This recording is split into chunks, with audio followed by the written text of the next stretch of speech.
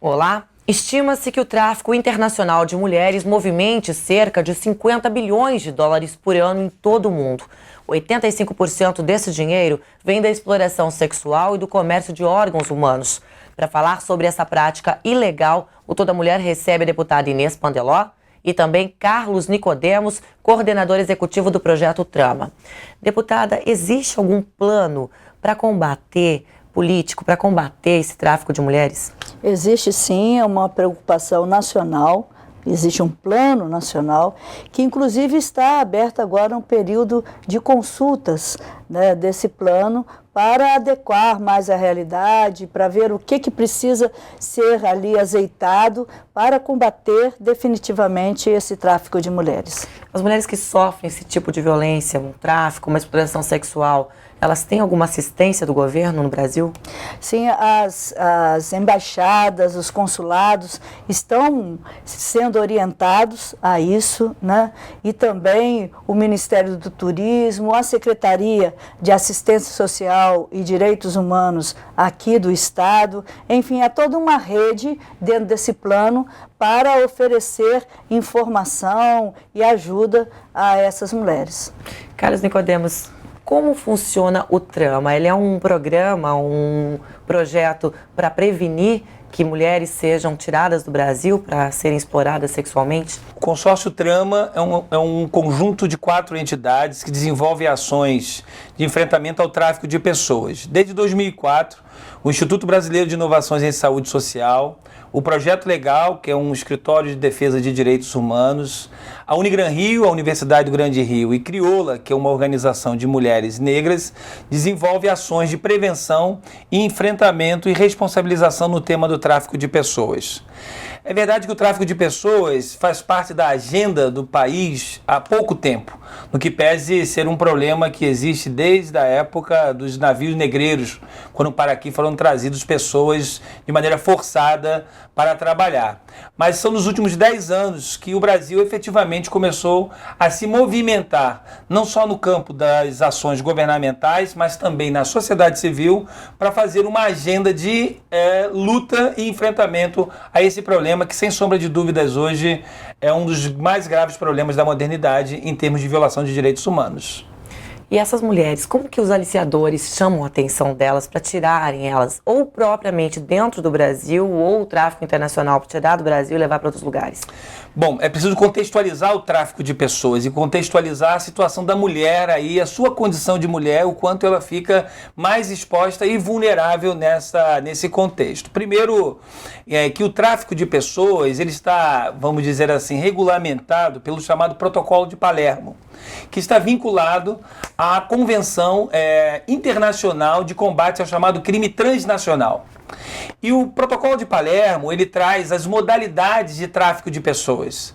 Então, isso nós estamos falando há quase 10 anos atrás, quando se apontou a modalidade da exploração sexual, e é aí que a mulher é colocada como uma das principais vítimas desse tipo de violação de direitos humanos, a questão do trabalho escravo, ou seja, do trabalho forçado, e a questão do tráfico de órgãos, que ainda é um capítulo muito obscuro, né, ainda padecendo de muitas cifras ocultas na questão do tráfico de pessoas.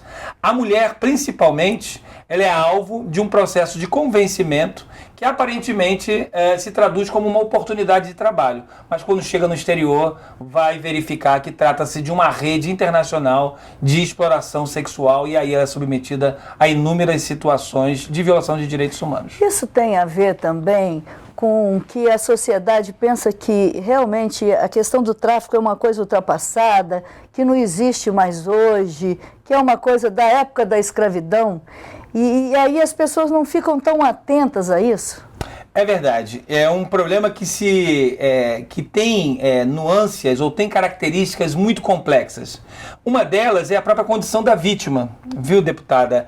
Porque a mulher vítima, ela quando retorna sob um juízo de confusão se ela é autora de algum delito ou se ela é vítima. E naturalmente promove um movimento de recuo, ou seja, ela não leva adiante, nem nos traz as informações necessárias para poder se aprofundar uma investigação que possa fazer a responsabilização desses atores. E aí é importantíssimo os programas de atenção e prevenção às vítimas, especialmente às mulheres. Quem são as pessoas envolvidas para facilitar esse tráfico? Por exemplo, existem policiais, taxistas, pessoas envolvidas ou só os aliciadores que conseguem levá-las? Bom, precisamos entender que o problema do tráfico de pessoas está no contexto dos crimes transnacionais. Então, esse é um debate que a sociedade civil faz. É preciso deslocar, né, dessa ideia de que trata-se de um crime. Antes de tratar-se de um crime, é uma violação de direitos humanos. Sim. Então, isso é que precisa ser colocado como ponto central. Mas como crime, hoje concorre com o tráfico de armas e tráfico de drogas a questão da movimentação de recursos, do chamado mercado paralelo. Porque junto com o tráfico de pessoas, você tem o tráfico de armas, você tem o tráfico de drogas, tudo linkado dentro de uma organicidade que em nível internacional é bastante surpreendente. Então, pragmaticamente, quando chega no Brasil, você tem desde pessoas que fazem o aliciamento desse chamado pseudo-trabalho, pessoas que integram redes hoteleiras, que vão facilitar a hospedagem de trânsito para sair do Brasil e também a situação do próprio transporte, não só terrestre, mas como aéreo. Tudo isso linkado em nível internacional, quando são levados para o exterior, e a Espanha é, sem sombra de dúvida, de acordo com o relatório da Comunidade Europeia de 2010, o país hoje que mais recebe mulheres brasileiras, né, e que acabam se tornando vítimas de tráfico de pessoas. Esses países, eles estão integrados nesse combate? Por exemplo, a Espanha. O que ela tem feito junto com o governo brasileiro para que acabe, né, esse tráfico? Como disse a deputada Inês no início, nós vivemos o segundo tempo do Plano Nacional de Enfrentamento ao Tráfico de Pessoas. Pontuou muito bem. E importante o seu chamamento para que a sociedade possa participar ativamente disso. Mas os países hoje estão muito ligados numa perspectiva de fazer um enfrentamento criminal desse problema. Eu sou advogado, sou criminalista, tenho escritos sobre isso, mas esse é um capítulo da história. Eu acho que a gente vai conseguir chegar num processo de prevenção desse tipo de situação quando nós começarmos a criar programas que possam efetivamente acolher a vítima. Nós temos escritórios, por exemplo, em Guarulhos, digo Estado brasileiro, porque são escritórios cooperados entre o governo federal, a Secretaria de Política para as Mulheres, com as secretarias estaduais. No Rio de Janeiro também nós temos. E esse escritório, então, ele tem a função de receber a mulher quando ela chega num processo de repatriamento por ter sido vítima de tráfico de pessoas. A maioria absoluta, mais de 80%, não quer falar. Não quer falar. Porque não tem claro qual é a sua condição dentro daquela cadeia no qual ela foi envolvida inicialmente como uma pessoa que iria trabalhar, mas depois como alguém que foi, inclusive, extraditada ou levada a sair do país por ter sido vítima do tráfico de pessoas. Os países têm feito esse debate, a UNODC, né, especialmente em relação à questão do combate ao crime organizado, tem feito agendas de integração entre esses países, mas eu insisto na tese de que nós precisamos avançar daquela ideia de que tudo vai se resolver com uma bela lei penal, botando uma pena bem grande, quando se nós não necessitássemos aí de um diálogo com a vítima de maneira permanente.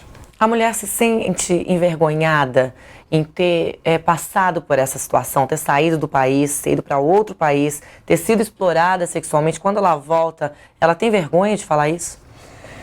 Sim, porque primeiro, e aí é um outro capítulo na questão do protocolo de Palermo, porque o protocolo ele fala de consentimento.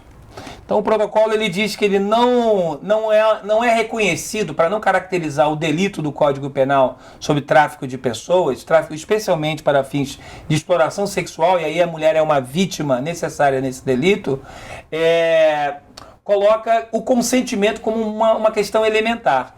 Então o consentimento feito abaixo de violência, coação, vulnerabilidade econômica, ameaça, não tem nenhum valor.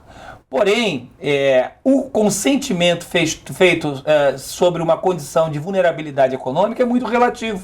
Então, sai com uma expectativa de trabalho, anuncia isso para todos os seus familiares. Quando chega lá, se submete a uma situação de escravidão, é violentada sistemicamente.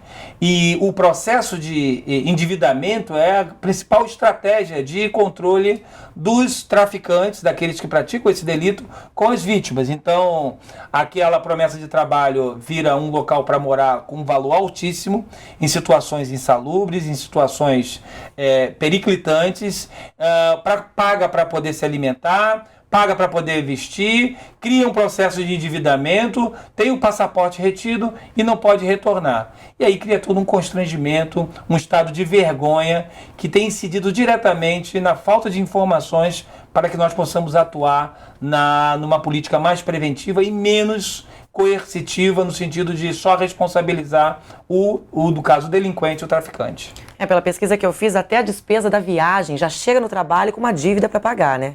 Da despesa aérea, da despesa de táxi, alguma coisa assim. Exatamente. Essa é a grande estratégia de escravidão no qual se submetem essas mulheres. Agora, importante é nós não entrarmos num processo de universalizar essa situação para outros campos. Porque aí nós estamos falando sobre a questão das profissionais do sexo. Sim.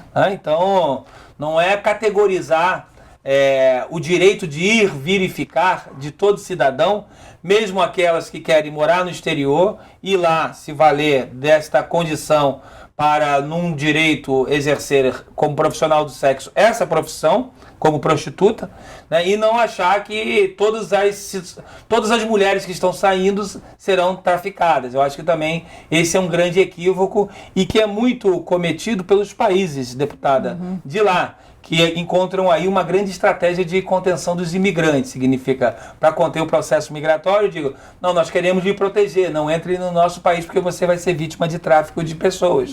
O que, na verdade, não pode ser trabalhado de uma forma genérica, sem um devido aprofundamento. Tá, ok. Nós vamos para um breve intervalo e já voltamos com Toda Mulher, hoje falando a respeito do tráfico internacional de mulheres para exploração sexual. É só um instante, nós voltamos já já.